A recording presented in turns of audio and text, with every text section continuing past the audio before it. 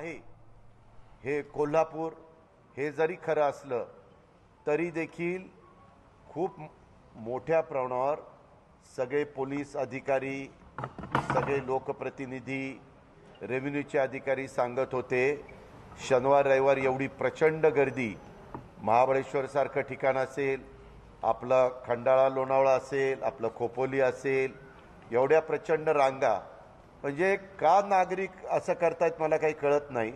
नागरिकांनी ही गोष्ट गांभीर्याने घेण्याची गरज आहे।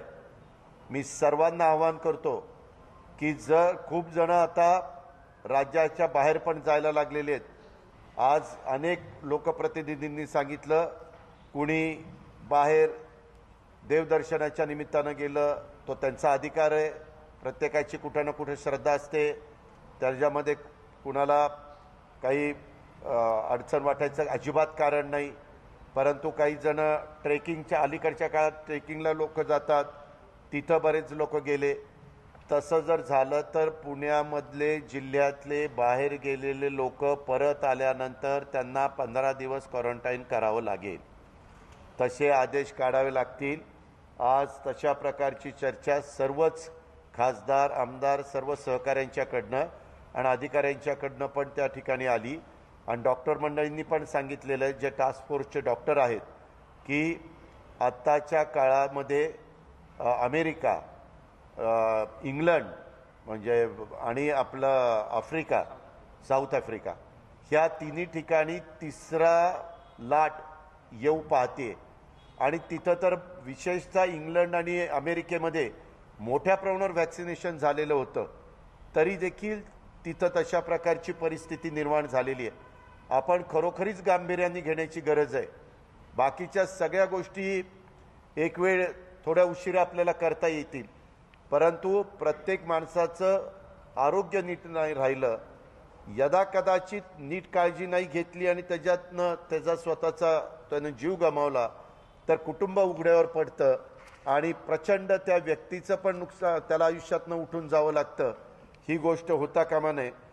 आम्ही पिंपरी चिंचवडचं आयुक्तांनी काय साधारण घडलेलं आहे त्याचं विश्लेषण करण्याचा प्रयत्न केला।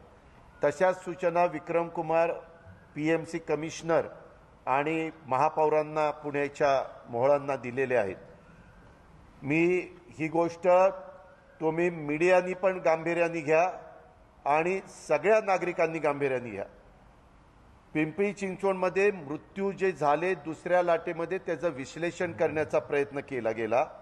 त्याच्यामध्ये 4 हॉस्पिटल निवडलेली होती, एक मगर जम्बो हॉस्पिटल अण्णासाहेब मगर स्टेडियमचं, दुसरं YCM, तिसरं बिर्ला आणि चौथं DY पाटील कॉलेज तिथं आहे, तिथलं हॉस्पिटल मोठं आहे। 4ही नावाजलेली हॉस्पिटल आहेत, आपल्याला सगळ्यांना माहिती आहे। तिथं 53% मृत्यू हे 60 वर्षापेक्षा कमीचे आहेत, म्हणजे 30 ते 60 किंवा 25 ते 60 यामध्ये 53% मृत्यू आहेत।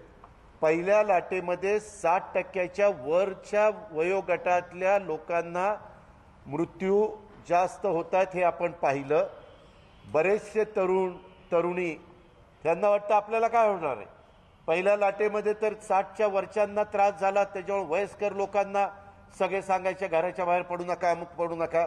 पण आता जो रिपोर्ट आलेला आहे, फार बारकाईने रिपोर्ट केला, ही गोष्ट आमच्या बैठकीमध्ये सगळ्यांनीच गांभीर्याने घेतली आणि म्हणून विक्रम कुमारांना पण सांगितलं पुढच्या आठवड्यामध्ये आम्हाला पुणे शहराचा पण रिपोर्ट पाहिजे। पुणे शहरातले जे महत्त्वाचे हॉस्पिटल्स आहेत त्याच्यामध्ये जसे तिथले 4 हॉस्पिटल निवडले गेले तर 60 वर्षापेक्षा कमी वय असलेल्या वयोगटातील व्यक्तींचा मृत्यू 53% झालेला आहे।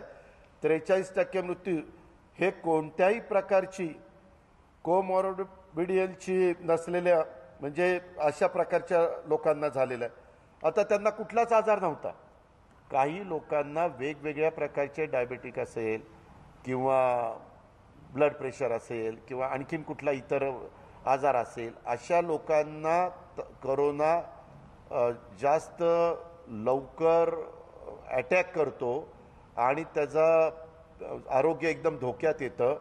तशा प्रकारचं इथं घडलेलं नाही।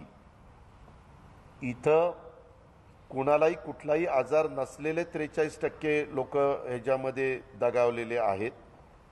20% मृत्यू हे 31 ते 45 वयोगटातील व्यक्तींचे झालेले आहेत. म्हणजे 53% त्याच्यातले 20% ते 31 ते 45 आहेत आणि बाकीचे 45 ते 60 पर्यंतचे आहेत. महिलांच्या पेक्षा पुरुषांचं मृत्यूचं प्रमाण जास्त आहे. पहिल्या लाटेमध्ये साधारण आपण पाहिलं होतं तर त्याच्यामध्ये महिलांच्या पेक्षा पुरुषांचं प्रमाण जास्त होतं आणि तीच गोष्ट दुसऱ्या